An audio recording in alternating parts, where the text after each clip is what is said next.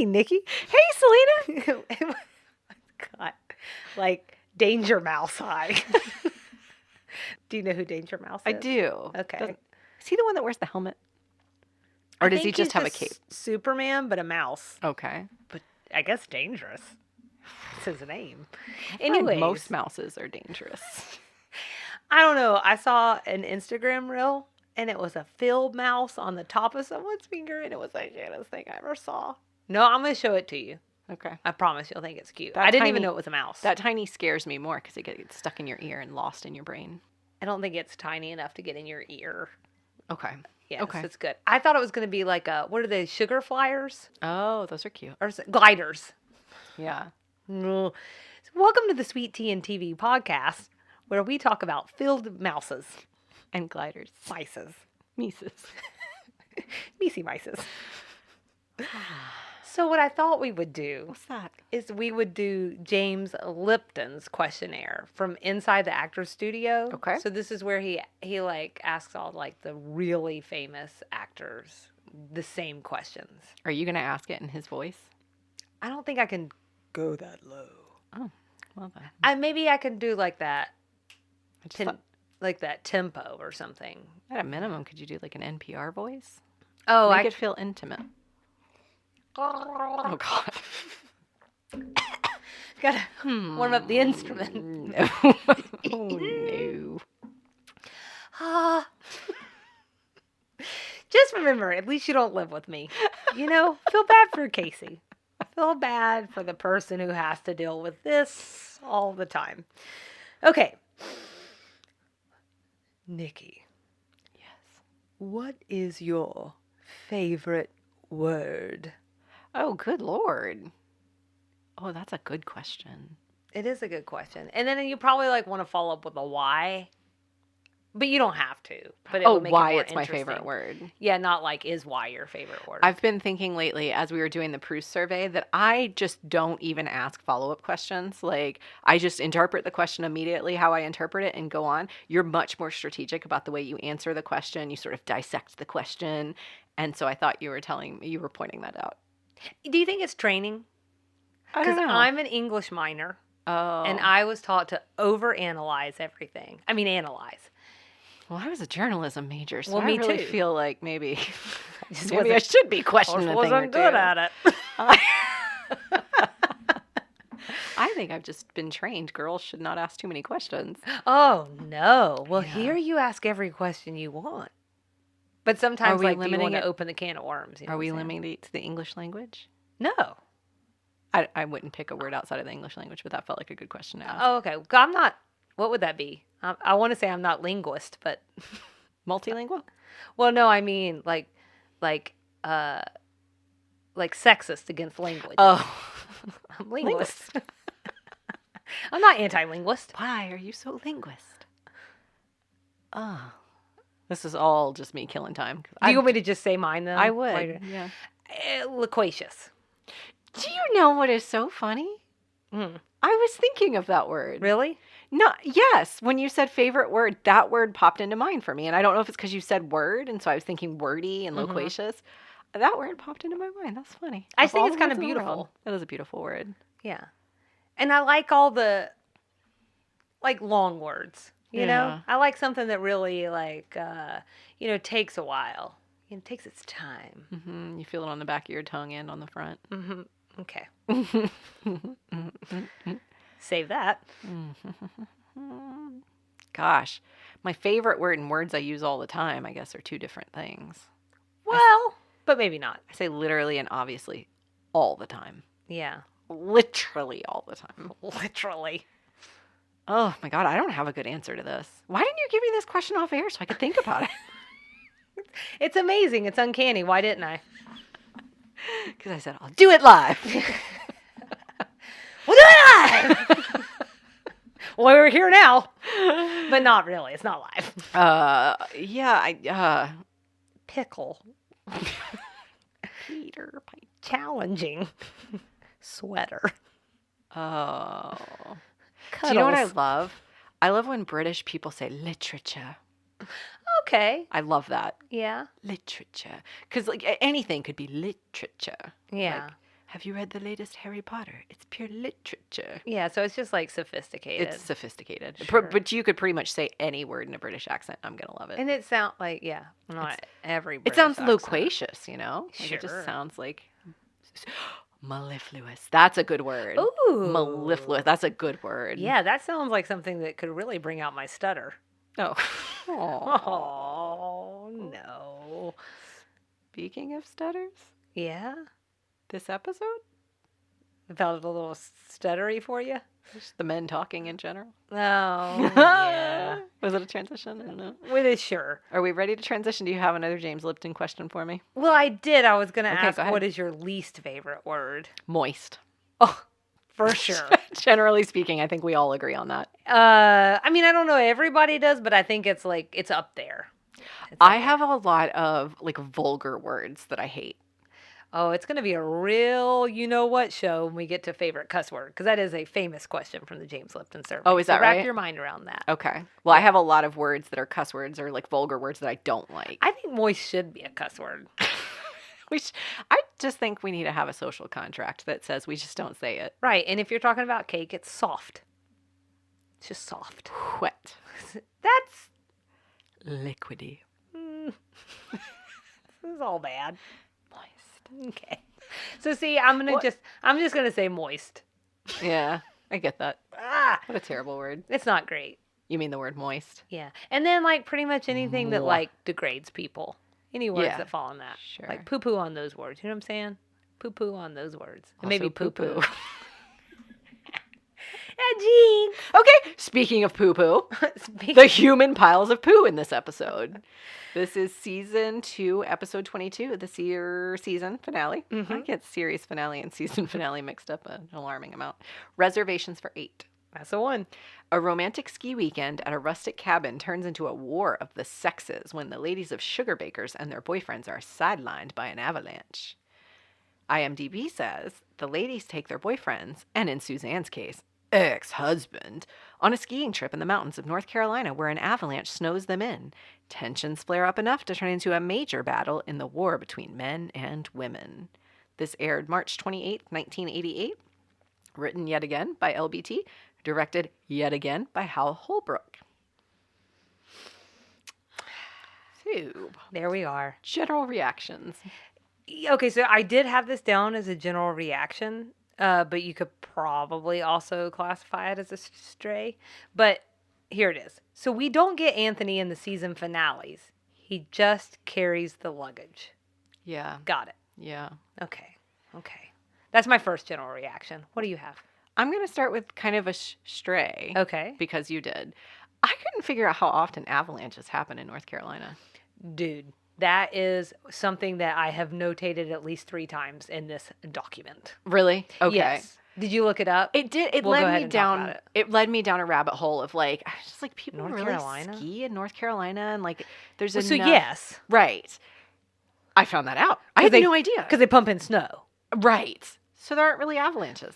Because I've been skiing. I mean, hold on. Excuse me. I'm that lady who Congratulations. stays in a lodge, I've never like by been a skiing. fireplace. So this was a church camp, but they go to, it was like a skiing or thing. And because there's so little snow, like both years, 2 or 3 years I went, they had to pump it in. So like it snowed a little bit, Yeah. but not nearly enough for skiing and certainly not enough for avalanche. So I went to see, I'm like, but maybe there was like a really big avalanche that happened around that time, or maybe there's just been one in the past that proves like this is definitely a possibility. When I tried to find it, you know what came up the most for me? What? Avalanche the truck Oh. in North Carolina. Sure, For okay. sale. Cool. But Cool. no avalanches. I did not find one. Did you find anything? No. So yeah, so the plot's a little thin. The old jump start. Mm-hmm. Yeah. Yeah, my people are warm weather people, so I don't go in the snow And who very are often. your people? Just, the people who raised me. My southern people. Oh, okay. We're warm weather people. Yeah, so that one was a stray that stuck with me. In general, man, this is a real doozy of an episode. It's very dialogue heavy. It is. Very. Yeah. Like Gilmore Girls Yeah. dialogue heavy.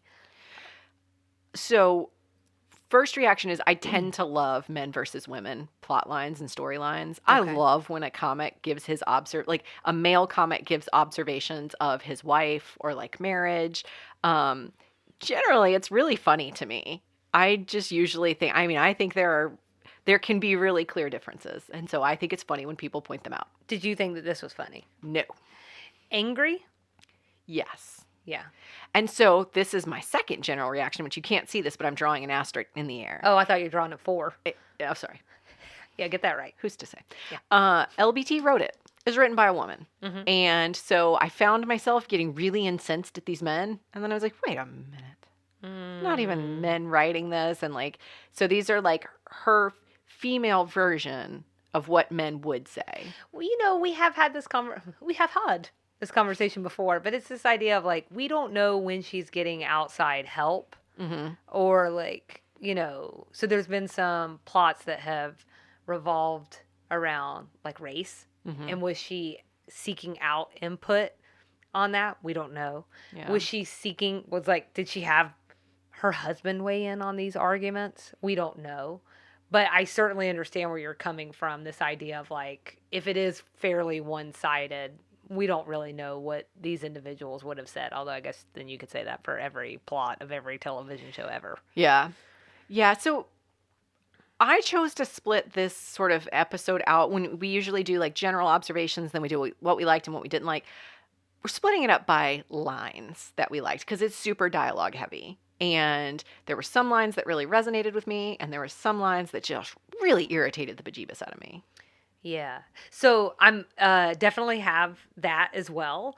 I did have a couple of more things that sort of hit me, and I wanted to get your input as well. Can I ask you a question first? Absolutely. How did this feel like a season ender to you? Great question. It didn't feel like one. Didn't, did it? No, it almost felt like a middle of the season kind of episode. And I don't know, like especially maybe for a sitcom, it felt like a strange note to go out on. And it felt we talked about this a little bit last season. Although like I thought the last season finale was really strong. That was Mary Jo and the sexual assault situation. Okay. So at least there was something that I was like, it was just so highly emotional that like it was like a whole thing. But with this, and I know sitcoms don't always traditionally have like a cliffhanger, but like I don't have anything to come back for. Well, I'm hoping I come back to some better men. Or at least better written ones. One of the two. At a minimum, Reese, man, I cannot square rational, reasonable, practical Julia, who also is a feminist who believes in women's rights. I just cannot square her and Reese together. Yeah. I have so much trouble with that. I understand this concept that she's of a different generation, so there are certain parts of masculinity and manhood that are going to resonate with her that wouldn't necessarily resonate with me. I get that. But Reese was a real turd bucket in this one. Just spit everywhere. He was just not enjoyable. You will find that as we continue this conversation, you will see what really irked me along the way about him. Okay. And that's peppered throughout. So but I would say we are on the same page there. It was a real struggle for sure. So we both agree this was a weird season ender.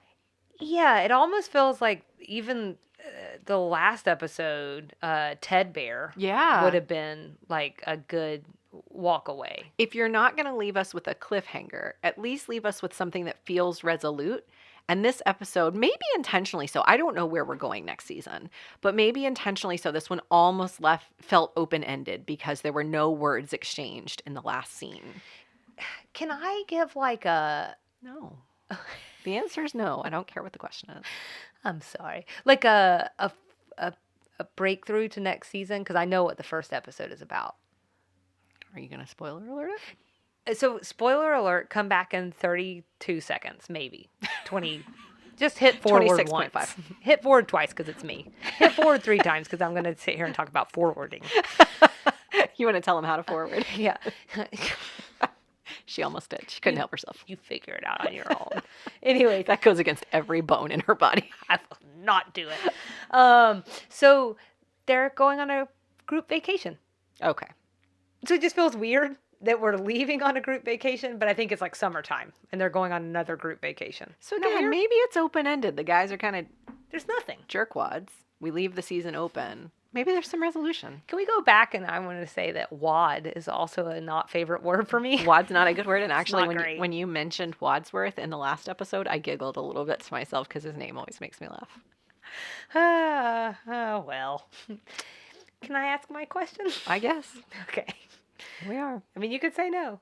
I tried. This whole sleeping separately thing, this is what kicks off that whole argument that we're going to talk about what we liked and what we didn't. But I just wanted to see, like, for me, this was crazy, and I wanted to see what you thought about it. Okay. So Is that it? What did I think about it? Yeah, what did you think about the whole sleeping separately I thing? actually put a Reese line in Things That I Like, which is related to this. The line where he said, I mean, we never said we were innocent of lascivious thoughts, but you girls don't have to act like you're the last boatload of virgins out of Pompeii either. And it's so funny because I appreciated him calling them out on it because I did think the sleeping separately thing was so odd.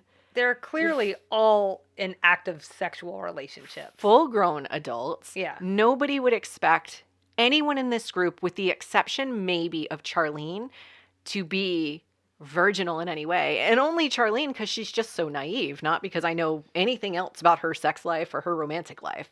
Just because she's so childlike and is so, with the last couple episodes ago, super religious. So, like, she's the only character I'm going to buy is not sexually active.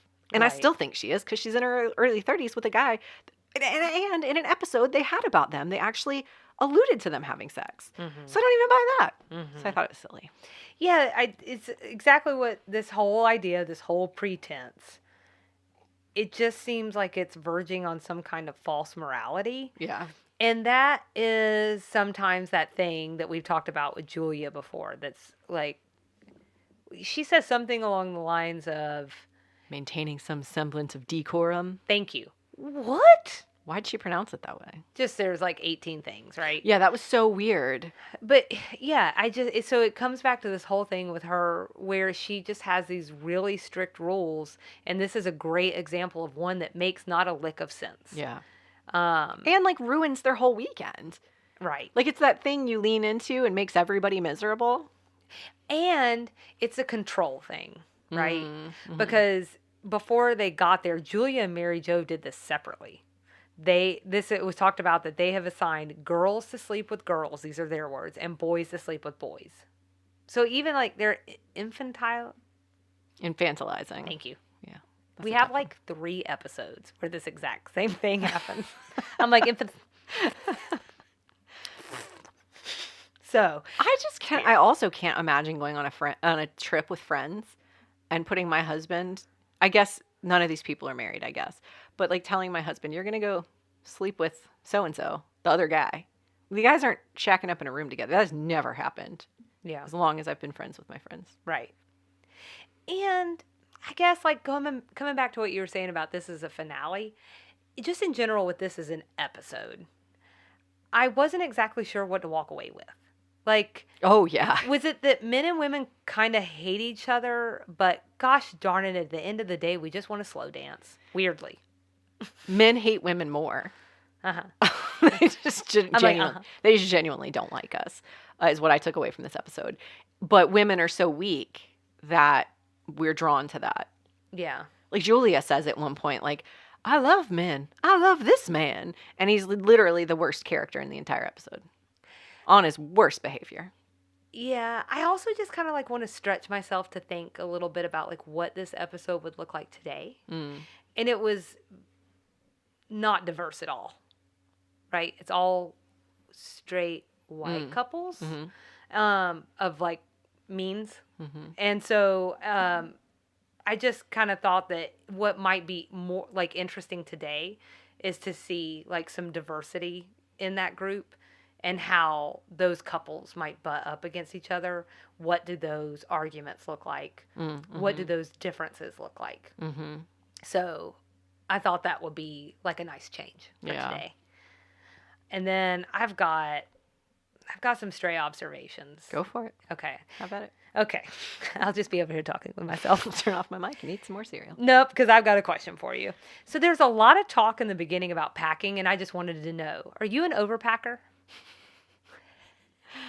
I tend toward the overpacking, yes. I am a Girl Scout at heart, so prepare for every situation. I might look at, I look at my bathroom and I'm like, I'm going to go ahead and take my nail clippers, but I'm also going to take the big ones and the little ones, because what if I get a broken toenail and I need the big ones? And then I look at my tweezers and I'm like, ooh, these are the pointy tweezers. That could get out a splinter.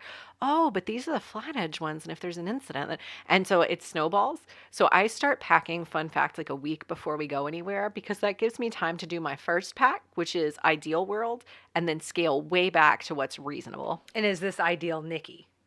Yes. Isn't it Ellen who has a stand up? Yes. It's like Yes. ideal packer, and like It's you so never funny. run, but you take your running shoes. You're the aspirational packer. You're gonna do like masks, facial mask while you're there, because why not? I have finally, in my older age, come around to, I work out enough that if I go on a week vacation, I can afford to not do my whole range of workouts. So I don't need my spin shoes, plus my running shoes, plus my walking shoes, plus my weightlifting shoes. I can just take one of them. It's going to be okay. Do you have weightlifting shoes? I mean, they're not weightlifting shoes, but they're shoes I wear when I lift weights. I They're like flat. They're not running shoes. feel like that I don't- qualifies then as weightlifting shoes. I just don't know if there's like an actual weightlifting brand or something. These are just cross-training shoes. Okay. So for me, I'm gonna pack more for an overnight than I will for like a 2-week trip. I definitely pack more if I'm in a car and have like pretty much all the space in the world, or Because you're gonna fill it up, right? right. It's like no matter how big my purse used to get, now it Yes. just stays very tiny. Yeah. But like back in the day when that was a thing, like if there was space, I was gonna fill it. Sure, you've got the space. Why not? Yeah. So I'll be like, I'm more likely to have like a coffee maker with me, like headed down to a friend's house to stay. I'm like, what kind of coffee do you have? Because this might need this just in case. It's an actual exercise for me to go through this. I'm not kidding. My process is intense, where I go through every item that I've proposed to pack and think, worst case scenario, realistic scenario. And I crosswalk those two to decide, do I really need it? Do I really need, so if I'm going on a 3-day trip, do I really need 7 pair of underwear? Worst case scenario, I just wash one in the sink and let it dry overnight, and I'm going to be okay. I'm always amount of days plus 2. Yeah, that makes sense. The plus 2 is in case anything could Poopsies. happen. Anything could happen. You know? Do you pack in your bedroom, or do you need to take it to I have to take it to another room. Is that right? Yeah. Oh, God, I couldn't imagine spreading it across the house. I just take it to the guest bedroom, and it's all taken care of in there. I do it in the closet usually, because I could close the door if it gets overwhelming to me to look at. Isn't it funny that we're sitting in my closet right now, but I've never thought to pack in here. I just take it to the That's next room. fascinating to me. That is interesting. It takes all kinds. Sure does. And so I told you, a stray. So this comes back to my next stray observation. Perfect. Is about how you feel about Reese in this episode. Turd bucket. I'm pretty sure that he and I are not compatible travelers, because the second he tries to herd me like ranch cattle out the door, I'm going to lose my mind. Ask my friends about the time they tried to rush me out the door in the great 2008 incident. Only I am allowed to rush my family. No one else is allowed to rush me. It doesn't work that way. Mama's the cow herder. Y'all just the cows. And it really was like, and it reminded me of the Howard episode where he's like, round them up, move 'em out. Woo! Like, it was. Yippee-ki-yay. Oh, never mind. Oh, wait, hold on. Where Is that are your we? favorite cuss word? So, like, there was something about it that was really similar when I went back and watched it, and I was like, that's weird. Reese feels like your grandpa. Like, he just feels like a really, and not your grandpa, not my grandpa, but just like a grandpa. That I'm like, really crotchety grandpa. Yeah. Yeah, well, it's in my lines that I hated, but when he like said, "And girls, we're not stopping at every rest area between here and North Carolina, so you better get in there right now and do your business before we take." You don't talk to me that way. I'll pee in this car. I will. I have pee bags I keep in my glove compartment, and I will pee right with you watching me if I I have don't need to. a bag. Seats aren't even leather. don't It's not even- even easy clean. I don't need a bag. Where we're going. Bags? We don't need bags. God help us. I'm going to pee in that Mercedes. Let's move on to the Because next you tray. know he's driving a Mercedes and I'm peeing That's right probably- in it. Yeah. Or a Cadillac. He seems like a Cadillac driver. Oh, maybe. We get an answer Sure. on whether Suzanne and Dash are seeing each other. That was another. Did we get an answer on that? Well, she only invited him up here because both of the men she's dating fell and broke their hips. Oh, right. Okay. Yeah. Because we weren't sure, and it seemed like they kind of made up earlier in the season, when we met They them. seemed romantic. Pantic. I was going to say something cute. They're still like a little touchy. Yeah. But I think that's just Suzanne. I think she likes to keep irons in the fire. Same girl. Even as we speak. Irons in the fire. I mean, what? We'll save that for another podcast. Sure. So it's so weird, too, to think about how there are 3 marriages among the castmates in this one. I don't know if that, Oh, yeah. Yeah. Because it really was like they were on a couple's trip, except some of them were mixed up. yeah. So it's really only Richard Gilliland and Jean Smart that aren't together on the show. We call that wife swapping. Yeah, there's a show about it. And so, I don't know. I just wonder, is that experience weird for them? Or did that bring, a certain closeness because they have, a relationship off screen? Anyways, it was just something that was bouncing around in my head. How about what we liked? Which I know we've talked around some of these. So you touched on this earlier. At the very beginning of the episode, when Suzanne's telling Anthony he just cannot put her Louis Vuitton luggage on the top of the car, and he says, oh, I'm sorry. I didn't know they were Louis Vuitton. In that case, we'll just get some young black porters to run alongside the car and carry it. That line just made me wish there was more Anthony in this episode. I think I'm just always going to be more, team more Anthony. There's never a more time... Anthony. I cannot fathom, let me say that. I don't like to talk in absolutes. I have trouble fathoming a time where I'd be like, less Anthony, please. Yeah. It just seems... We're not going to have to likely. start that. Team More Anthony. Team more Anthony. Team hashtag more Anthony. Voice memo. Note. Check. Okay, so I had 2 lines here from Reese that I loved. Mm-hmm. The one I mentioned earlier about last boatload of virgins out of Pompeii. Mm-hmm. The second one is, my word, nobody's that ugly. Loved it. So funny. That's the top of my list. Oh my gosh, I died. I thought that was hilarious. It was absolutely one of the funniest lines and one of the only funny lines that we got in the show because it was serious. Yeah, it I was thought kind of most it serious. was. I liked when Julia said that line about maintaining some semblance of decorum, and JD quips back, we could, but it's not going to be as much fun. I thought that was hilarious. Yeah, that was good. Another one of my favorite lines wasn't even from a cast member. It was that lady on Oprah they were watching on TV. She said that her friend told her men are amateur human beings. Where's the lie? Just asking. That was a real clip too, because they think Oh, the was it Oprah really? Network at the end.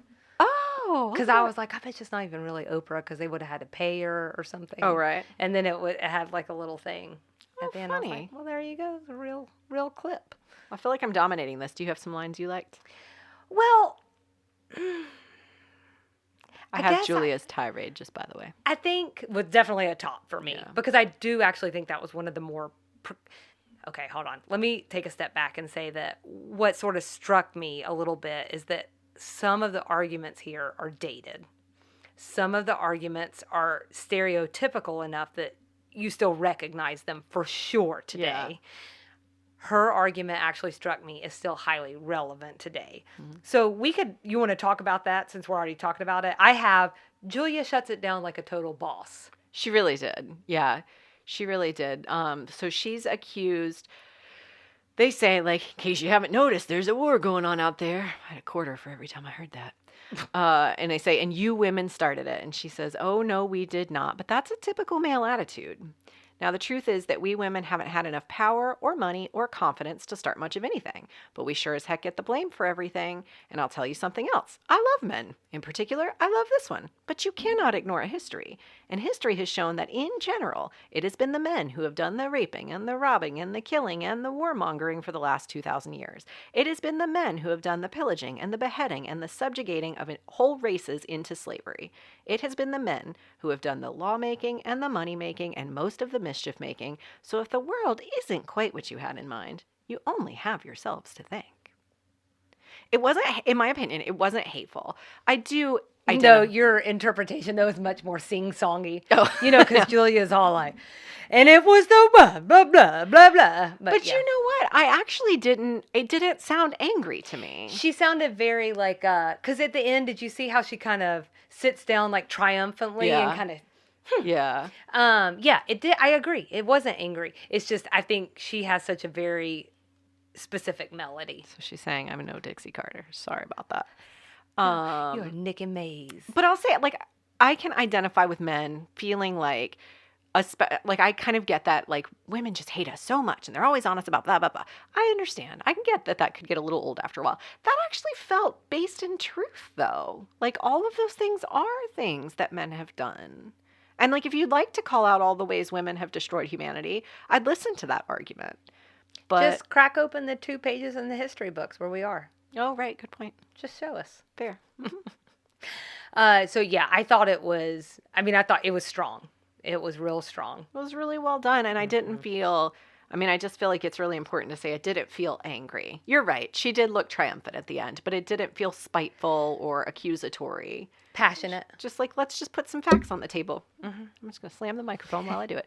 Let's just put some facts on the table and then let's have a conversation. No, I felt like the men sounded angrier. Oh, for sure. God, men are the worst, especially when written by women.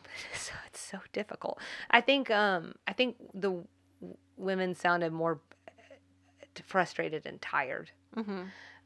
Because Mary Jo says at one point, like, you're just trying to start crap. Can you just leave us alone? We're on a trip. Shut up. Let me watch Oprah. And there were, and just thinking about things I like, there were some points that Julia made aside from that I thought were pretty good.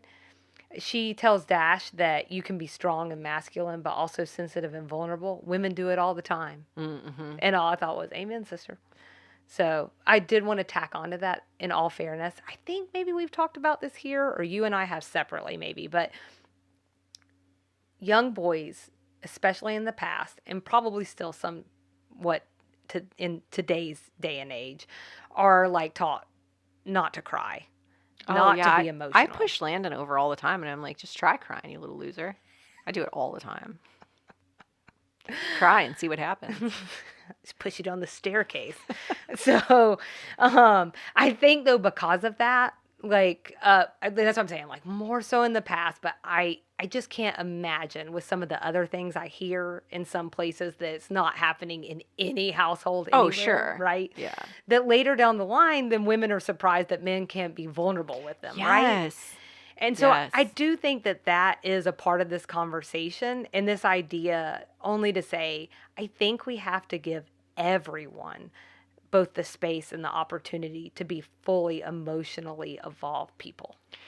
Yeah, so again, we talk a lot in the show about how in certain topics, like, we're not in a place where we can talk on behalf of another group of people. You and I are who we are. We are like the identities that are attached to us and our personal experiences. So putting myself in men's shoes, like the societal expectation of men, I would never survive because I'm a crier. And I just can't even imagine what my childhood would have been like if I had tried to have been an emotional boy in the 80s and early 90s. That just wouldn't have flown. And so to your point then, to get to an age where you have this female partner who's like, I want you to be here with me and I want you to see what I'm going through and understand. And some people are not emotionally capable of it because they've been told their whole lives, shut that part of your brain off because I don't want to hear that. That's not for a person that's like you. That's not for you to do. Right. That has to be overwhelming. I guess, so this isn't necessarily a specific line, but I really just like thinking about this one. you know. Yeah. And like dissecting it because, I'm a killjoy.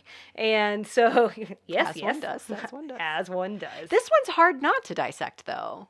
Well, looking at these, like I said, some of these perceptions I feel are a little dated, but it doesn't mean they're not grounded in any reality, right? But some of the things that kind of get lobbed back and forth at each other, we get women talk too much. They're not rational. They overanalyze everything. Although, please do not get me started about how rich it is that we both overanalyze everything and we're not rational. Yeah. Okay. But also on the male side of the thing, we get these ideas of men only caring about sex. They're distant. They don't listen. They're not as evolved. They're being overly concerned with manliness and all of these things. And I like thinking about how much these arguments have progressed over time and how much we actually really have evolved over the years. I'm not saying we solved it. Sure. It's not solved. But I would say that we've at least stumbled onto the fact that people are much more complicated than we would often, and still to this day, give them credit for. That whole men are from Mars, women are from Venus. We're just different. Because it's not really that simple. Where's the difference, Selena? There are differences. But also we know something else to be true. We know that men can also talk too much. Oh, yeah. And we know that men can be irrational. And we know that they can overanalyze. On the other hand, we've also learned women like sex. They place some importance on it. And Not Suzanne. well, guess what? We can also be misogynists. We can have and do it all. That's the women's way. Bottom line, Joy of my life. the absolute joy. If I can't delve into a little misogyny every day, count me out. Massage the misogyny is what I always say. Bottom line, we don't all fit the picture this episode paints, and I think that's good news. And that was a strong like for me. Yeah. I watched this TikTok video this morning where this guy was doing a skit of what his wife is like when she hears his parents are coming over. And she's like running around the house, and he says they're coming over to drop something off. So she's cleaning the house. She's like putting dishes away. And I'm watching this dying laughing because it's true. It is. And then she comes out of the bathroom and she's like, oh, thank God I'm all ready. She got her makeup done or whatever. And he goes, they just dropped it off on the front porch. They're done. And it just registered so true to me. And so that's an example of how you can like take that difference between men and women and make it funny without seeming like they're jabbing at us. But it feels like, yeah, that's true to my experience. I get that. I am that way. I'm also a very niche audience. It was on my feed and maybe not some other people's feed. But I enjoyed those sorts of sketches. I love to hear married couples rib each other about how different we are because you and I have talked about on the podcast how different we are from our husbands sometimes. Or all the time. It's okay. And it's okay. Like, I'm certainly not saying that. That's why I said, like, I think it's changing. But certainly some of these are steeped in a reality. Yeah. Or otherwise they wouldn't still be around. Yeah. I just think that we're seeing things on more of a sliding scale. And that's okay. Because it's okay to have differences and it's okay to have similarities. And we don't all have to be... Unless you're wrong. Well, absolutely. If you're wrong, please get out. And there's clearly a right answer and a wrong answer. And what we think is right... is right. And what other people think is right is wrong. Unless we think it's right. Correct. Okay. Right. Well, so we're on the same page. Yes.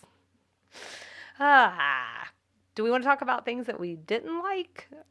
Sure. Okay. Sexism. Sorry. I love that. General use of the word girls to refer to like 30, 40, 50-year-old women. Is that number one on your list? That is number one on my list. It is number one on my list, too. Just generally speaking, I do not enjoy it.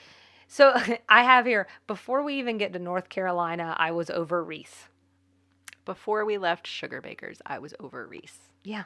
When he said the bathroom thing, and it might be because it's personal, and it might be because my bladder's tiny, but I do not need someone telling me I can't stop to go potty. And my husband would never deign to tell me I can't stop to go potty.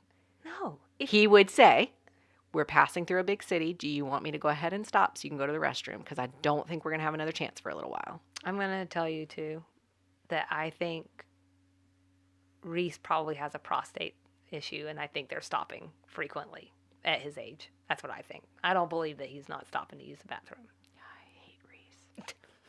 gaslighting me. So the most stops I have ever made between here and Virginia, bless it, I love them, but it's my grandfather. Oh. And we were stopping every 20 minutes, so much so that I flew home by myself.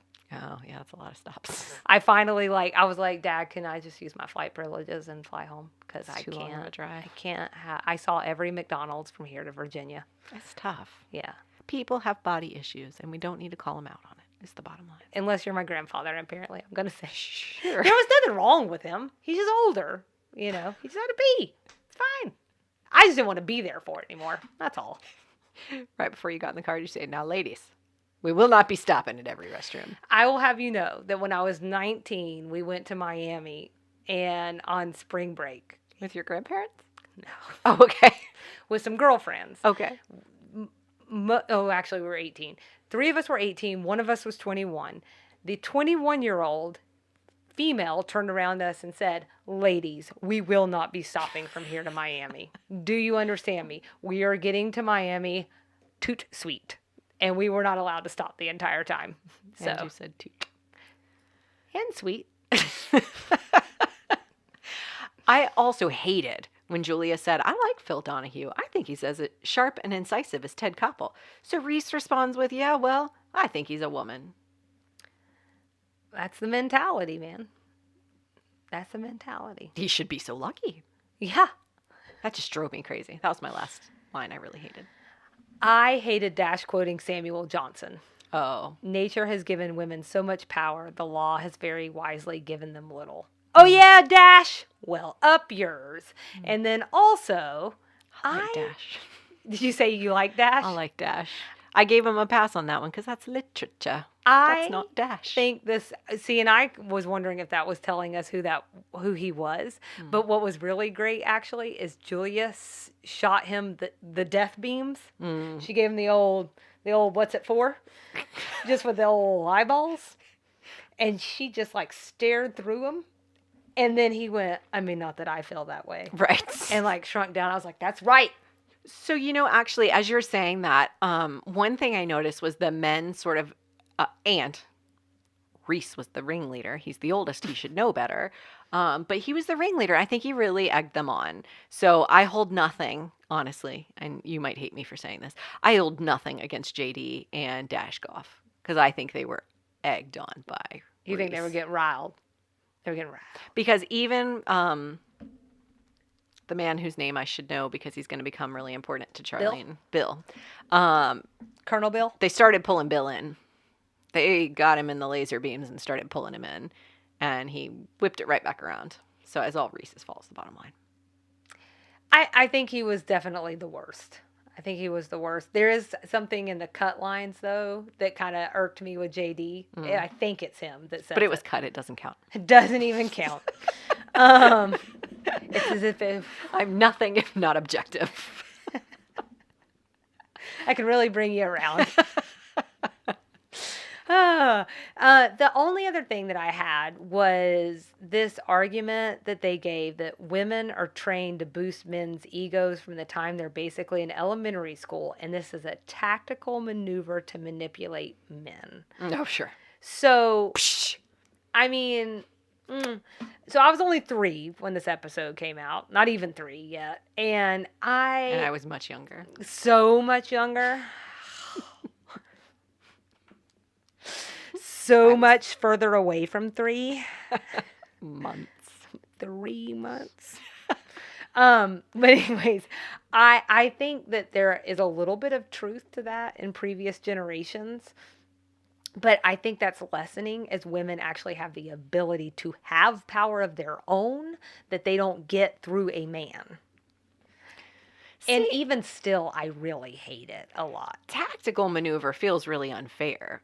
Women were groomed to make men feel good about themselves, not because there's anything beneficial to women. It was surviving. It was surviving. Yeah. It was doing the thing you were, quote unquote, bred to do, which is breed some more. And you got to have a man to breed. I'm putting quotes around all this, guys. And so you got to, you got to do the thing that's going to get him in. I was going to say lure, but I don't think it's that. No. I don't think it's that. No. I think it's giving men what they want because that's what they trained you societally to do. It's that's what I'm saying. It's the only way that I'm women concerned could we get sound power. like man-eaters. The all she's a man eater. I'd love for somebody to call me a man eater. Bring it on. I love men. In fact, I love my husband. I love men. In fact, I love this man right here. The worst of them. Yeah. Except he teared up when she sang How Great Thou Art. But that was Hal That was Holbrook. Hal Holbrook, We who we love. dislike Reese. He's a We real turd love nugget. Hal. He is the worst thing to be called than a turd nugget. Not in my mind. Anything else that you want to cover? Well, then you know what that means. It is time to rate this sucker. And what is your rating scale? Extra baggage. Okay, all right. 2 out of 5. And they're lucky they got a 2 out of me. I hate ending it on this note. I think there were some bright spots this season. And to end it this way just feels like... Well, we ended with a 5 out of 5 Stinky. last season. Yeah. And this feels like a real downturn. That final... I'm torn on that final scene where it was all body language. Because, like, you latched onto this earlier, where what do you want us to take away from this? That women are just like... We just can't help We it. can't help ourselves. You're so good when you're bad. Right. That's the other thing, that song that was playing. What Yeah. does that mean? Yeah. I mean, I know what it means, but Yeah. come on. Yeah. You're being a real piece of poop and you slap me around sometimes, but I just have to touch you. What? And, like... aggressive, like verbally aggressive. The worst thing that Reese could think to call Phil Donahue was a woman. Yep. In front of the quote unquote woman he loves. Yeah. Which leads me to believe men don't really love women. Certainly not Reese. No strong stances today. Well, I gave it 3.4 out of 5. 3.4? What planet were you on? Well, because... Okay, well, Mars? Can I? No. You're a woman. No. Yes, go ahead. Sorry. You've clearly over and under analyzed this. Sorry, go ahead. Carry on. And we're obviously clearing up that stereotype that women talk too much. Right, too. With the podcast. Talking. Right. So 3.4 out of 5 improbable avalanches. You're all bothered by that one. Yes. So even though I think it's a strange finale, agreed, I was still into hearing what everyone had to say. And it did keep my attention. I needed to know where this was going. And I thought, even though I didn't think it was funny, I thought it was interesting dialogue. Yeah. And I thought the dialogue was well written.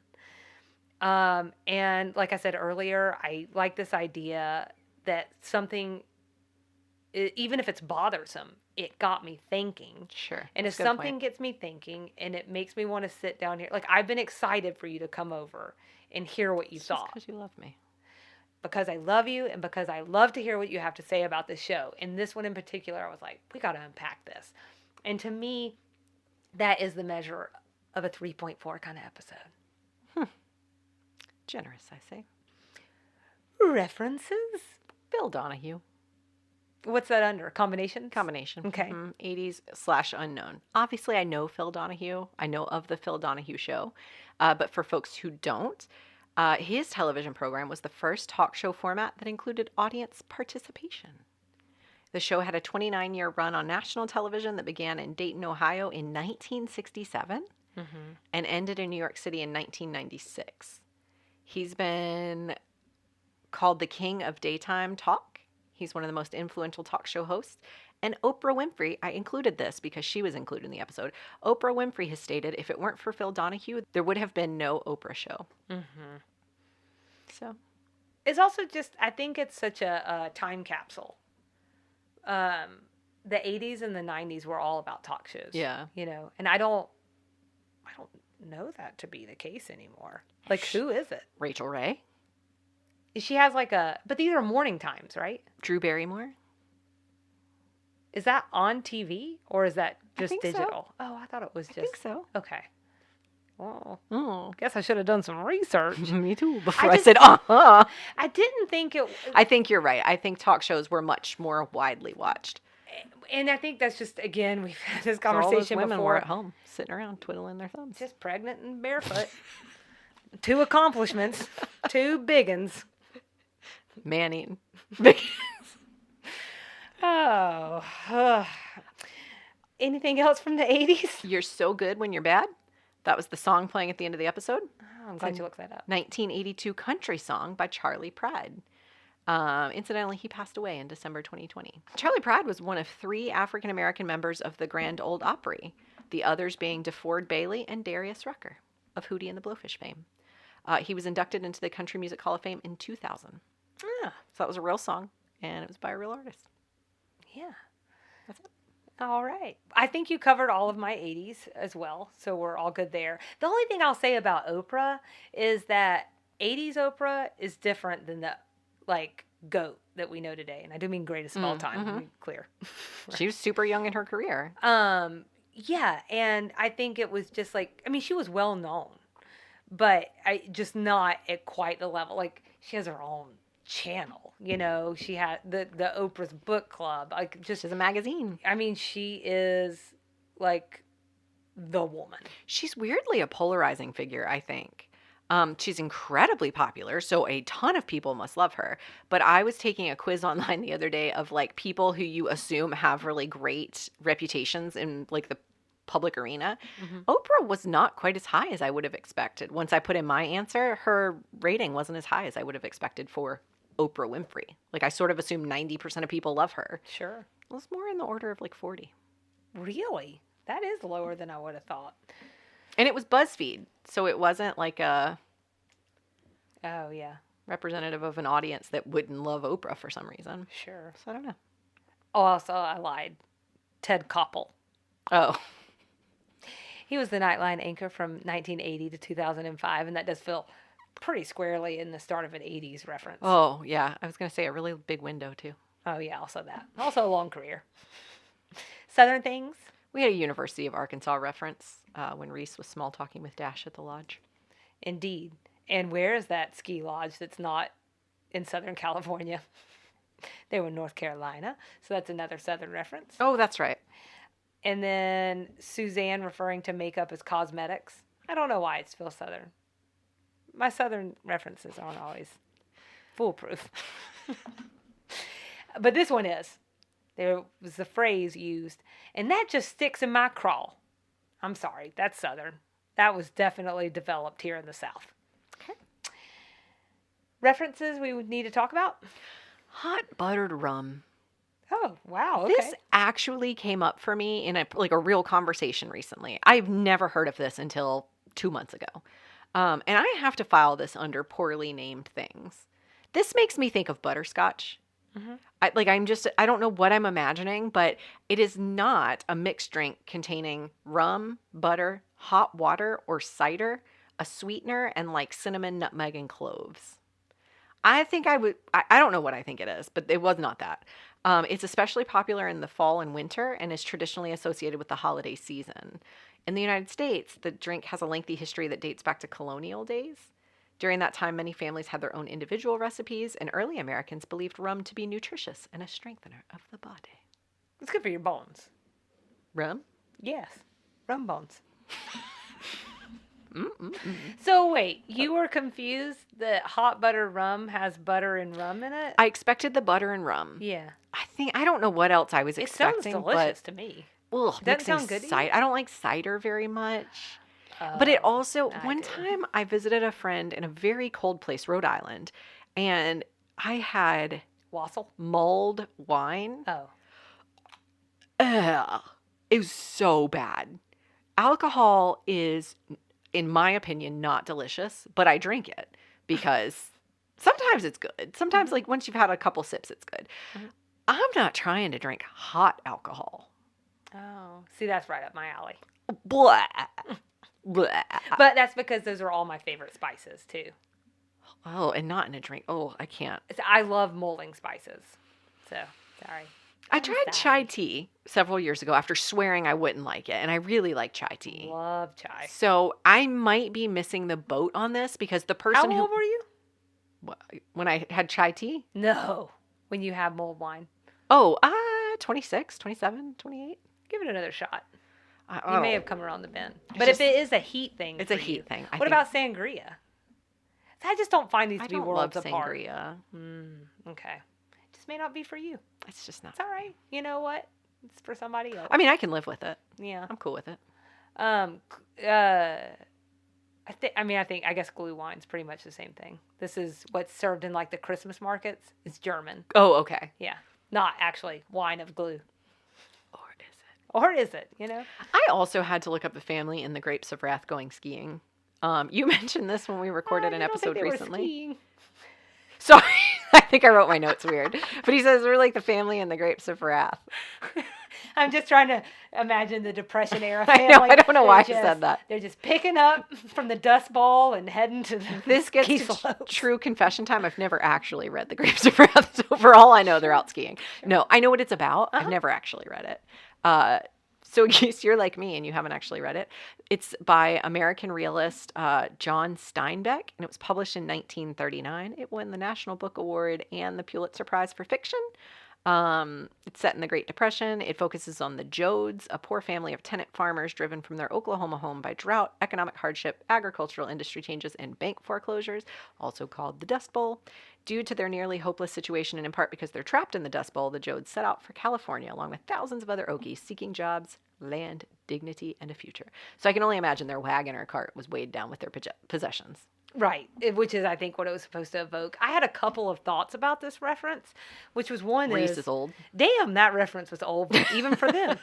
Reese is 100 years old. But at least it's coming from someone who's old. I think it would have been way weird if, like, Suzanne had said it. You know, so I don't want to, oh, well, I'm a literary guru, but I mean, I'm familiar with it, right? When was the movie made? Do you know? Well, there's been a few. So one was made in the 40s. Okay. I think. And then, you know what? What year did you say it was written? 39? 1939. I think it may have been like 1940. They like whip that sucker out really quick. What a horrible way to phrase that. Glad I did that. Anyways, then it was redone again in the 90s, and that had Gary Sinise in it, or Lieutenant Dan from Forrest Gump, for those who don't know who Gary Sinise is. And, I'm blanking on his name. He's like a really famous character actor. Oh. It'll come back to me. I don't want to... I was going to say Henry Fonda was in the... Original? Original. Mm-hmm. Okay. Yeah, that was 1940. For some reason, I was thinking one came out in like the 60s, which would have been like in the prime time for this show's like main market. Oh. But no. Yeah. I don't know. It felt really like an old reference, except I knew it was Dust Bowl related, so I figured it had to do with a heavily weighed down wagon. Well, you think that's bad? I think I'm getting stuff.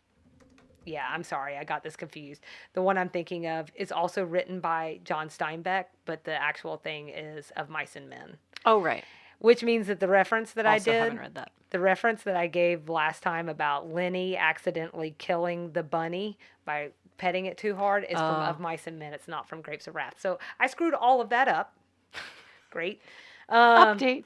So, and then the other thing that I had is like actually that where they moved in California, I think is to Salinas Valley. And that's actually what I'm named after. So after Mom went through all the bees she went to high school with, I couldn't have any of their names.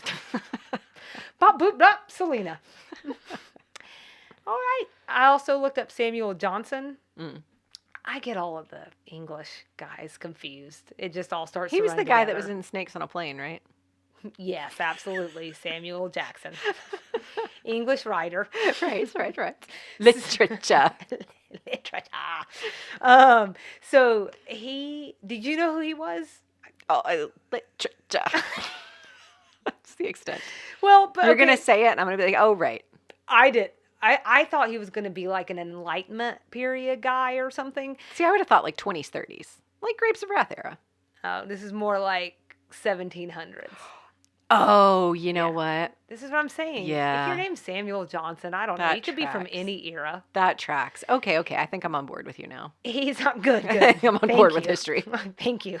So he is an English writer who made lasting contributions as a poet, a playwright, an essayist, a moralist, a critic, a biographer, an editor, and a lexicographer.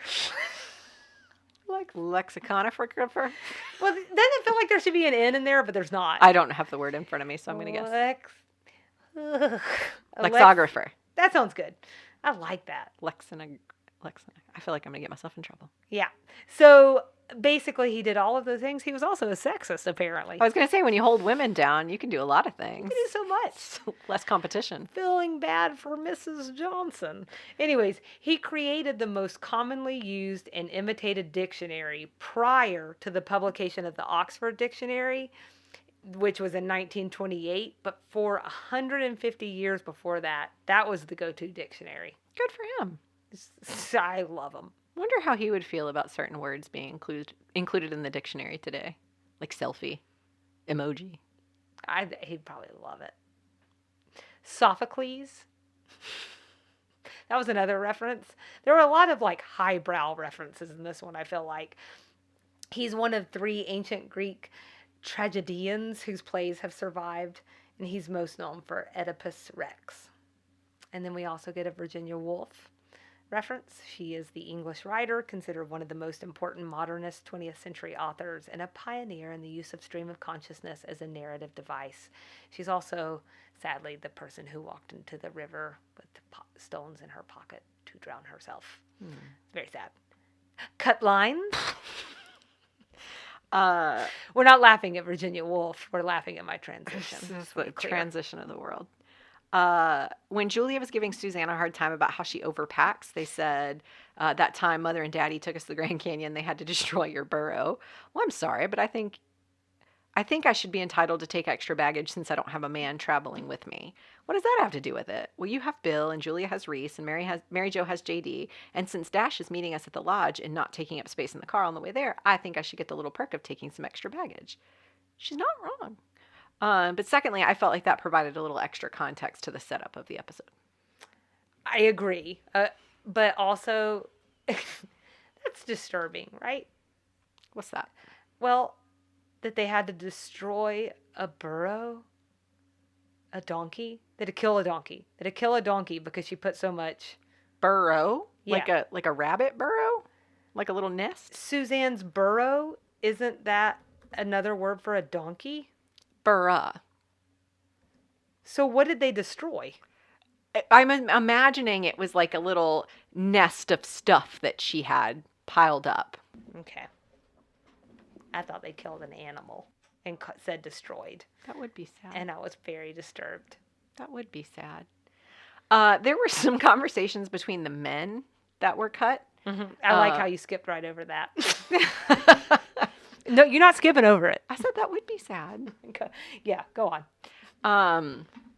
But there's just some back and forth between the men that I thought was really funny.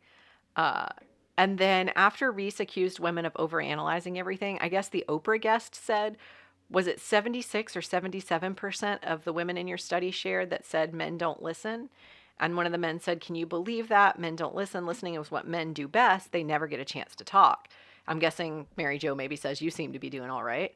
Then I think the Oprah guest continued, well, because first of all, men act certain ways that drive women totally crazy. One of those ways is to be distant. Another way is that men drive women crazy is by those dominating behaviors, and that gave the setup for Dash's next remarks, right, where he says basically like, and can you believe they're talking about these things or whatever? Right. It just sort of seems random in the episode, missing those lines. Yeah. I'm not sure why they pulled those out. The only other thing that I'll add to the cut lines thing is there was like some kind of line about wishing they had penises. Hold on. Let me look at it. Are you just looking for a reason to use that word in this episode? Gotta get that bingo card. We know where that's coming. What a beautiful cheer. We know where that's coming from. Well, I'll tell you what really kills me is that stuff that Freud said about us wanting what men have. I mean, penises. That's me saying that. Oh, okay. Oh. So now I mean, is that the most absurd thing you ever heard of? Like we're going to walk up to some guy and go, yeah, boy, I sure wish I'd like to have me one of those. Yes, sir. If I just had me one of those, I would be in business.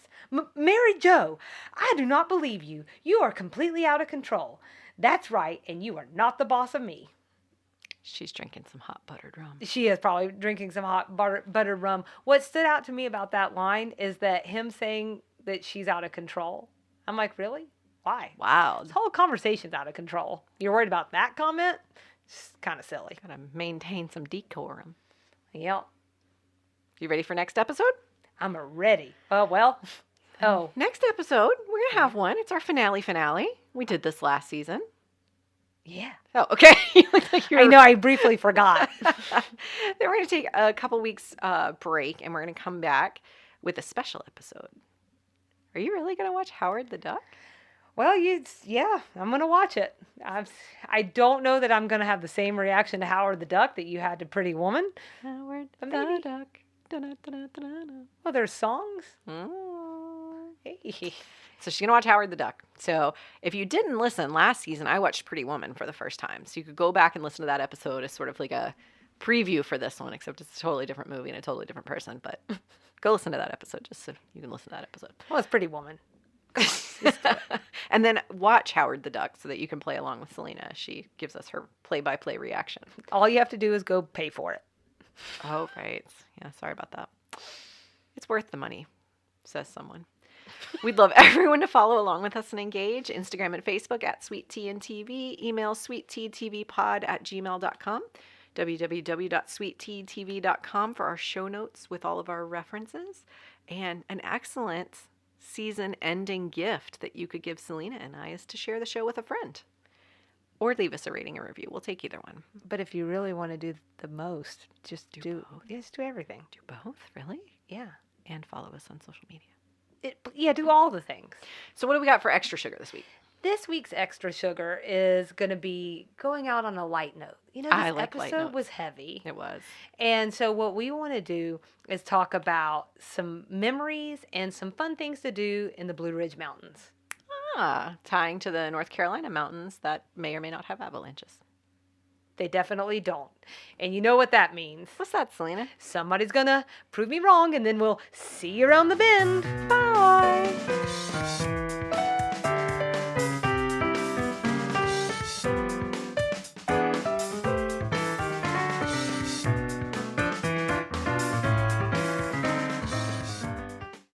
And welcome to this week's edition of Extra Sugar. And incidentally, our final extra sugar of our penultimate extra sugar Oh. before the finale. We may have one then. Right. If Okay. we come up with something extra sweet, we'll let you know. In the meantime, Nikki loves me. This time, we thought that we'd go out, as we mentioned, on a lighter note and talk a little bit about some memories of the Blue Ridge Mountains inspired by this supposed North Carolina backdrop of the episode. We all know that we are in Southern California. It's fine. I thought in that last dance scene that picturesque snow coming out in the backdrop totally looked real. Sure. Super realistic. Sure. So the first thing I want to do is say, some people may not be familiar with the Blue Ridge Mountains. So I thought I would talk just real quickly about that, what that is.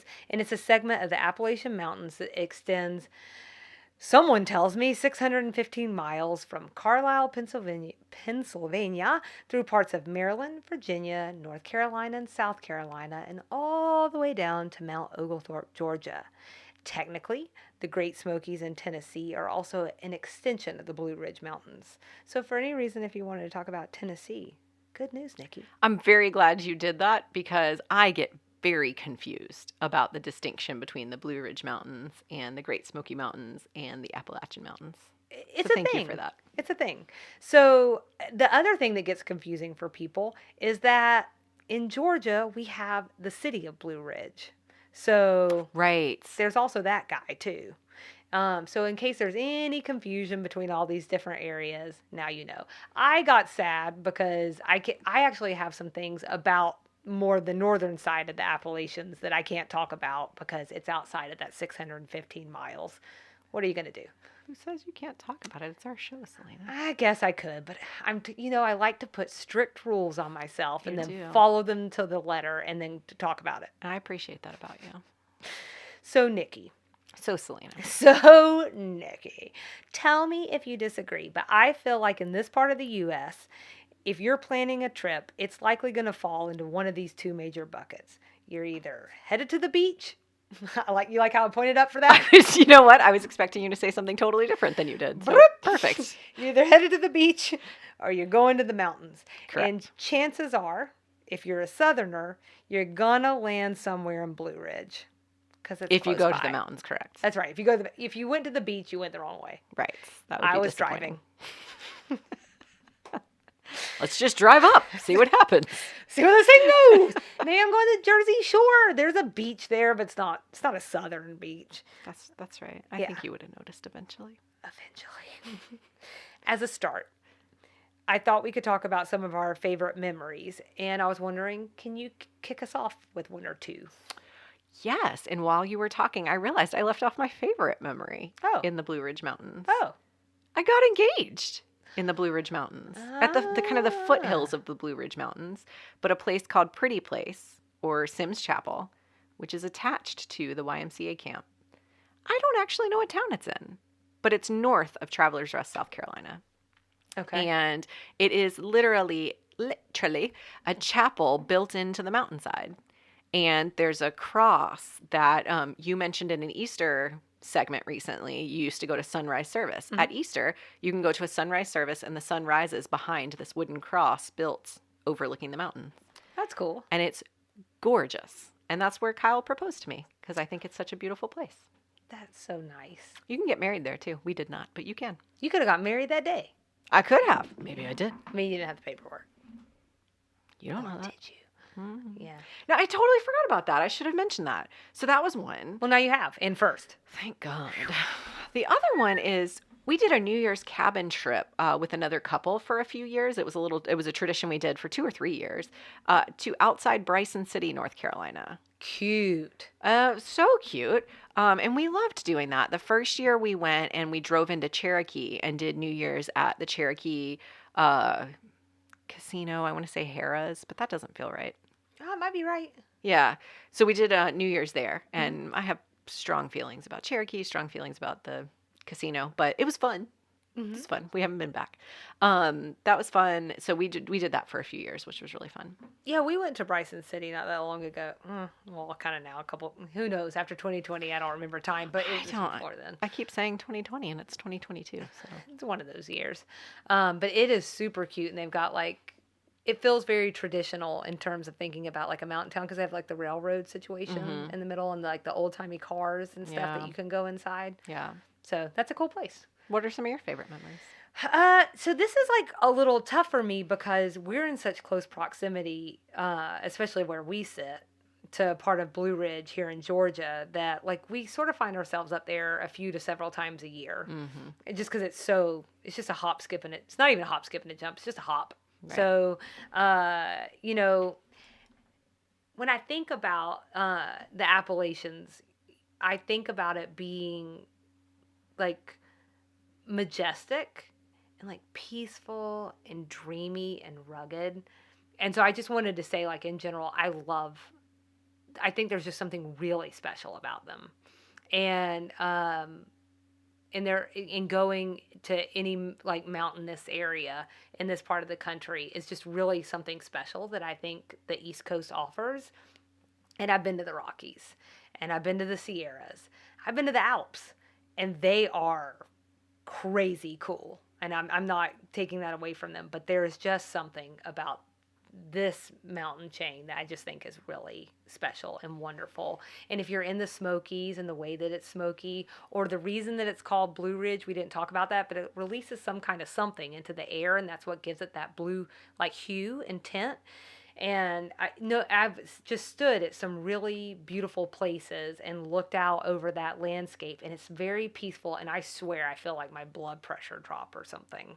My mom and I were having this conversation, actually, and I'm remembering it right now as you're saying that, because I bought some pictures to hang over our couch that are prints from an artist of the Blue Ridge Mountains. And I just had been searching for something to put on the wall, and I just could not think of what to do. And the Blue Ridge Mountains just feel like home to me. Mm-hmm. My grandparents in South Carolina, where they live, it's the foothills of the Blue Ridge Mountains, and it just feels like home. To your point, every time I go up there, I just feel like, oh, this is nice. And is there some of that ancestral pull? I wonder. Maybe. So my dad's side of the family is from the pancakes of Kansas, just total flat. But my other side of the family is from Kentucky, and so they are they're like in, I think, some sort of tail outskirt like part Mm. of like the foothills. Mm-hmm. And and then also some craners were from Tennessee. And so I'm just wondering, like, it's almost if it is some of that's written into your DNA. I don't My know. mom looked at those pictures and she goes, "Well, that's the Blue Ridge Mountains." Yeah. Didn't even like. It didn't even phase her. She said, Yeah. "That's Blue Ridge Mountains." To your point, like they're a little blue. They have that bluish hue. But yeah, she said that's the Blue Ridge Mountains. And I said, "Yeah, they really those pictures spoke to me. Like I just was searching around and they spoke to me, and we both almost at the same time we were like, it just feels like home." Right. And remind me, you've been to the Biltmore, but just not Biltmore at Christmas? That's right. Okay. So you know the part of the tour where you go out on their balcony Yes. and then you look out over the mountain? That is just the most stunning Beautiful. view. Yeah. And I always like, I know why they don't put chairs out there. Oh, because people would just. You put a rocking chair out there and it's over. Yeah. Yeah, you're never going to get them to leave. Yeah, like So. we have been to cabins up in the mountains several times. And yeah, I can sit out on the front porch and rock on a rocking chair. I mean, I can do that at my own house, but if I can look at mountains, I can do it forever. Yeah, and I mean, just because we are a Southern podcast, just the idea of rocking chairs in general, Yeah. man, it just really I pulls love you a in. rocking chair. Turns me into an 80-year-old like that. So my favorite memories. I think I've mentioned before that Casey and I pretty much make an annual trip up to the apple orchards and a pumpkin patch up in North Georgia. And so we get pumpkins for the house every fall, get all the sweet treats. We drive around. And sometimes we'll go for like different hikes. We've gone to like Amicalola Falls and we've driven over to Helen and done Unicoi Park and all of this. And so that's just really nice. So that's like an ongoing thing, but it definitely happens almost every year. A couple of exceptions. But there was this one time in particular where Casey and I were meeting some friends in Helen, but they were running late and we were driving around and just kind of taking our time. And we randomly found this obscure little trail and had like an impromptu hike. And that's what I love. I love that there's always something new to find in those trips, even as much as like I love my favorite spots. And it's just everything's really pretty to look at. I know that sounds silly, but it's just like a feast for the eyes. I don't think it's silly, and I will say that you mentioned Unicoi Park. Kyle and I, before we had kids, on one of those glorious weekends like you're talking about, where you just sort of drive up to meet friends, or we were just like figuring out something to do for a Saturday afternoon, drove up toward Helen, and we stumbled on the Unicoi Wine Festival. Just happened to be happening. So we got out of the car, paid our tickets, and went. And it's like you said, just beautiful. Like there are you can look over and see mountains, and there's that like crisp feeling in the air. So that was actually one of my favorite memories. And then you mentioned trails, and we took the kids on a hike up near Springer Mountain, which is actually the terminus of the Appalachian Trail, which runs from Georgia all the way up to, did you say Maryland or Pennsylvania? All the way to the terminus, the other terminus. So we did just like an easy hike. I think it was called Long Creek Falls. It's a beautiful waterfall. It was a super easy hike, even with little kids. But the point is, it became one of my favorite memories because the Appalachian Trail, like it's on my list. I will hike it at some point. Probably not all, definitely not all of it. I know that. But some significant segment of it. I just want to hike it. It just sounds cool. I got to stand on it at the terminus. We were hiking and there was a sign that said, this is the start, an access point for the Appalachian Trail. I think I've been there. It was amazing. There's like a book that somebody wrote about I feel like maybe they had just gotten out of like rehab or something and they decided what they wanted to do was the Appalachian Trail, and it's about that experience. It's probably like 10 years old now or something, maybe 15 years old. But when that book came out, I was like, oh, I would love to go on the Appalachian Trail. And then Casey was like, you realize there's going to be like bears and snakes and bugs. And I was like, I'm going to have to think about it, I guess. It's a whole thing. Yeah. Like I would really have to dig in, but I love that idea. We've talked about like sabbaticals and I just feel like you could really find yourself out there if you did And that. people do. I mean, they prepare for months, they train for months, and then you're out there for a month, maybe a month and a half, maybe 2. Is it all the way up to like past Blue Ridge though? Or does it stop? Like, I thought for whatever reason, I thought that doing the Appalachian Trail, you went all the way up to like New York or wherever they dump off. Okay, Yeah. okay. Yeah, it goes Okay, that's across what I all the thought. states. Okay. Yeah. That's why I say it can do you take you think- months. Okay, months. I thought you said a month, and I'm like, Maybe a month. I can't remember exactly how long it takes. But yeah, you'd be covering some serious Go to ground. clip. Yeah. Yeah. So, It's a journey. yeah, right. And that's what this whole thing's about, It's right? an emotional and a physical journey. Yeah. And those two would really coincide, I Turns think. out it's just enough for me to stand on it. That was a real moment of excitement in my life. That made it to my top memories. I get that. There was something where we've stood on like there's somewhere, I think it might even be in Georgia, with a fault line or Yeah. something. Yeah. And I was like, I barely remember what this is, but we were like I'm taking such a pictures sucker on for it. those things. I'm like, I am fault line. that place where the 4 states meet. That's on my like list. a dream. This is Yes. like on my list. I just have to do it. Hand, right? You tell me any of that stuff, I'm all over it. What is it about that? It feels like you completed something, but it's not that hard. Because it's the only one of its kind. That's what it is. It's the Unique. thing. Yeah.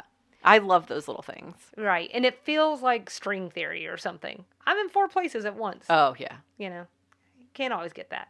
My last memory, speaking of you adding your engagement, Oh, uh-huh.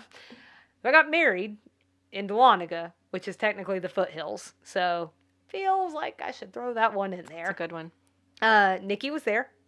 But she was there for the wedding, but it was actually a whole weekend event. She didn't invite me for the weekend. You be there now. But it was a weekend event for family and friends. I was up there the whole week preparing, but we had a huge bonfire the night before. His grandparents made barbecue for all of our friends and family. Like, we literally broke bread. Literally is probably not the right word there. Literally. Literature. That sounds lovely. But we hung out. I got suckered into playing some games. We ate the food. They drank the drinks. It was really lovely. That sounds really nice. And it was wonderful. And it's kind of nice because, like, to this day, like, my friends still say that was like one of their favorite weekends ever. And that's what I wanted. Yeah. Like, you know how everybody has that thing that they want for their wedding? They go Yeah. after the dress or they go after the place. And my thing was like for months, we were just out there preparing. Like, every weekend we go to Trader Joe's and buy some more wine. I hear myself. Just some, used to be $2, now $3 Chuck.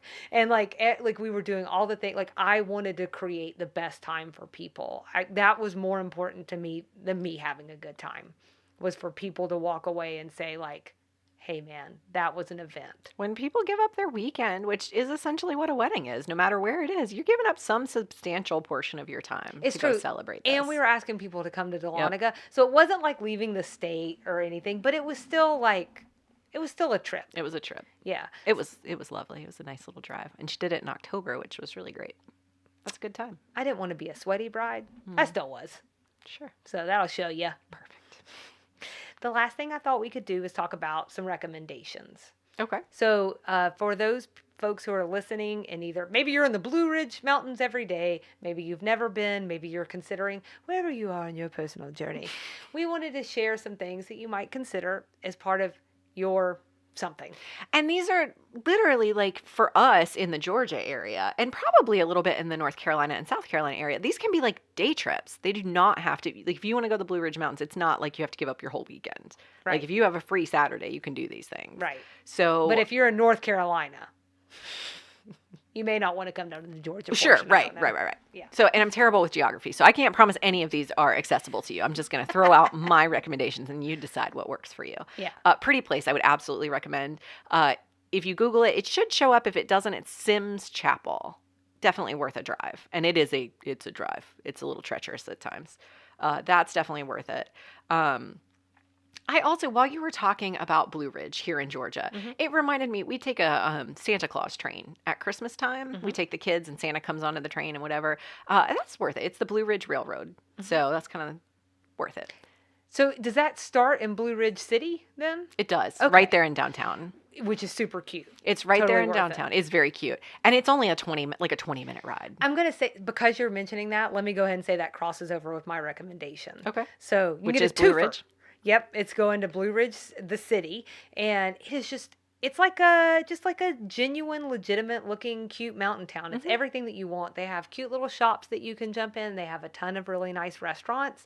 Like, because it's not, I mean, yes, you are surrounded by rural things, but there's lots of things there. The good thing is that it's not a McDonald's, Right. a Home Depot. I mean, they have those. But somewhere. It's not just that. Yep. We ended up at Walmart because we forgot umbrellas. It's very accessible.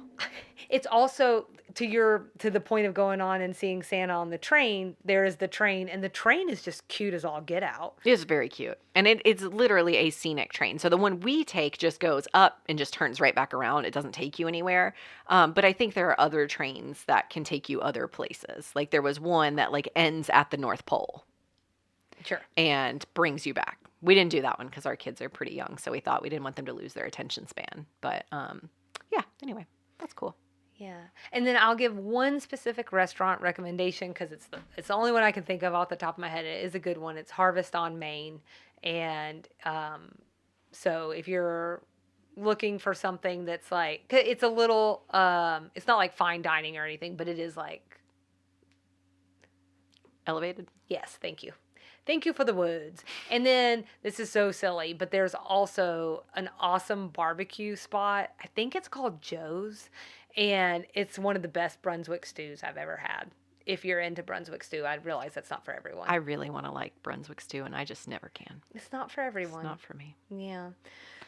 You mentioned Dahlonega, so I wanted to mention the Montellucci Winery up near Dahlonega. Okay.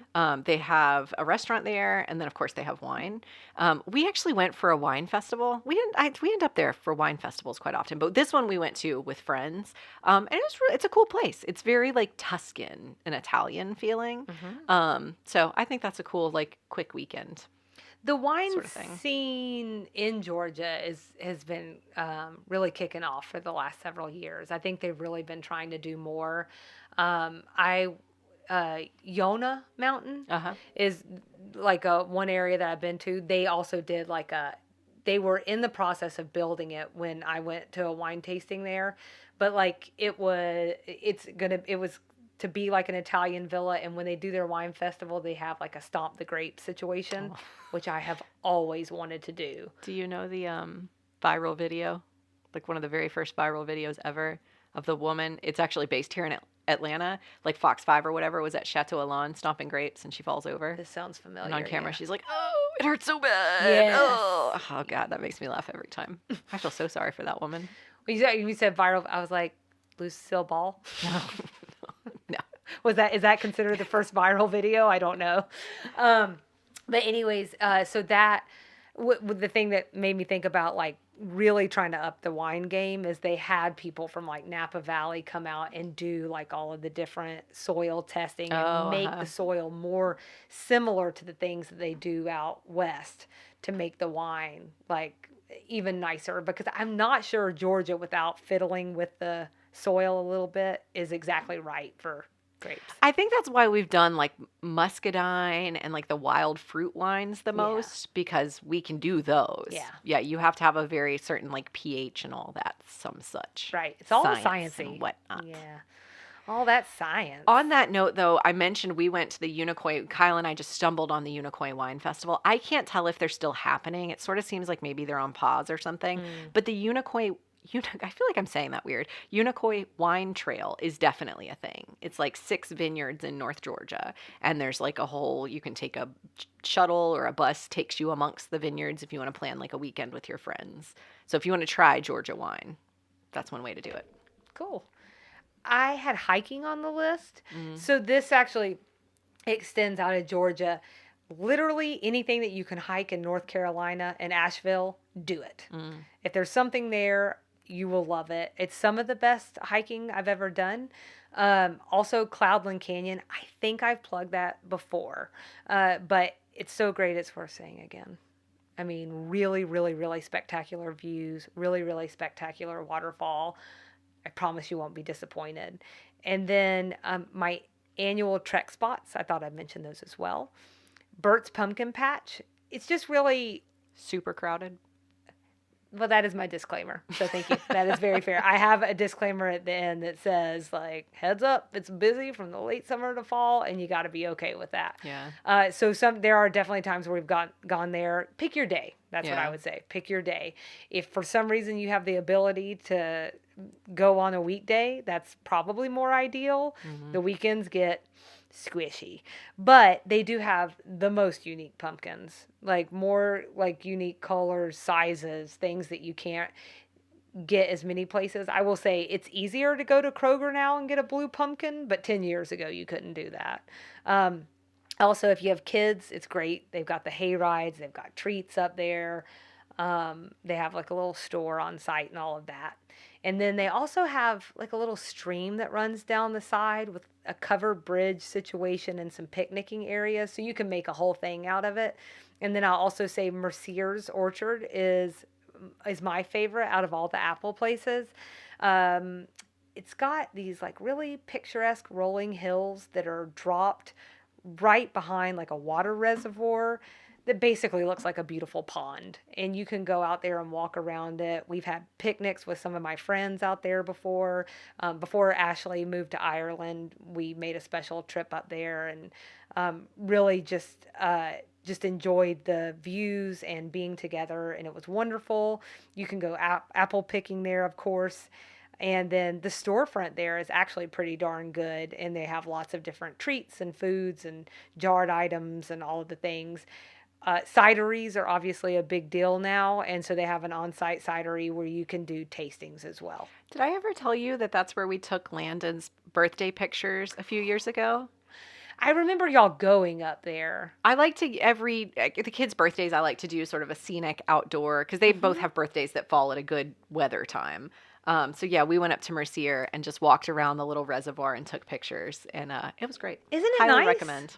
Yeah, it's just lovely there. And I know that's probably the more, I don't know, even know a way to say this, like most commercial one there. Maybe, yeah. Also very busy. You can go to, I mean, other Oh, ones it's are good very too. busy. It is a thing. But they have very delicious, I think they were the apple cider donuts were very good, and they're made there on site.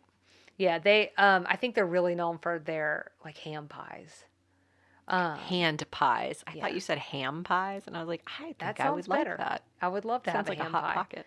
Yeah, I would much rather have a ham pie than the hand pies, honestly. I didn't care for it. I tried one of the apple ones maybe, and it wasn't for me. You know, the only one I do is the one that has no fruit in it. It's like a pecan one. Oh, I And didn't see that. It's just like it might have some pecan pieces in it, but it's mainly just like pecan sweet stuff in the middle. like the filling. Yeah. Oh, And try that. I want that more than anything else. I should try that. The last time though, just again, full disclosure about how busy it is, we walked in, saw the line for the pies, Oh, and I was like, nah, I'm more of an apple fritter girl myself. oh, I get it. If you can be a classification of a type of apple Baked treat. good. Yes. Or baked good. Yeah. Then I might be a donut, honestly. Yeah, we went during that time we took pictures of Landon was prime pandemic time. So it was like a real quick in and out, just masked up, trying to use the bathroom, kind of poke around real quick. And then we went again this past fall and did pretty quick. And then we stopped there after the train ride with Santa, which would have been mid-December. And that is like well past their prime season. They're like in October, November, September, right. October, November sort of. So it was really laid back. We were also there like late on a Saturday afternoon and there was almost no one there. And it was nice. Beautiful. I will tell you, because we do it every year, I have watched it steadily and steadily get busier and busier and busier. Yeah. It's not a secret. It's probably because people keep mentioning it on podcasts. Well, probably also with like pandemic times, people staying closer to home, you know, like doing more close to home trips instead of traveling far away. Sure. I agree. Is there any other memories that you wanted to talk about? I had one more recommendation. And right. It's called, it's fine. What? Anything else you want to say about episode 19? I wanted to mention Watershed Cabins. I just wanted to call them out. That's the cabin line that we rented through when we did those New Year's trips with friends up near Bryson City. They're luxury cabins, and they are just really beautiful. They're just really well done. They're super clean, and they just look really nice. So especially like if you're going in with another couple, they're really reasonably priced for a long weekend. They're a little expensive if you're just a family. We've looked at them a few times, and I'm like, no. But if you're like bougie people with no kids and you have some time, they're worth it. They're really nice. All right. Well, that sounds nice. I can't believe it's our last extra sugar for season 2. Almost, maybe last, who Maybe knows? we'll see. But definitely for the regular season. Yeah. And what I just want to say is that we really hope that you've enjoyed the different topics that we've covered over these last months. It's been a wide range of things. We've been all over the place. I mean, from the silly to the serious, Religion to the hand fun. pies. Oh, that's the name of my band. What I also want to add is that if anyone has something that you would like for us to cover, look into, whatever. Just DM us, email us. Like, we would love to know about it. We're definitely open to the input. Maybe there's something that we covered and you want us to go further or look into another aspect. I mean, we're open to it, and we could help. We could use the help figuring out the schedule. So please give us your input. And in the meantime, we hope that you found these recommendations today helpful. If you're in the South, it's pretty much the perfect weather right now for going out and exploring. So get out there, and while you're at it, report back. And that's this week's edition of Extra Sugar.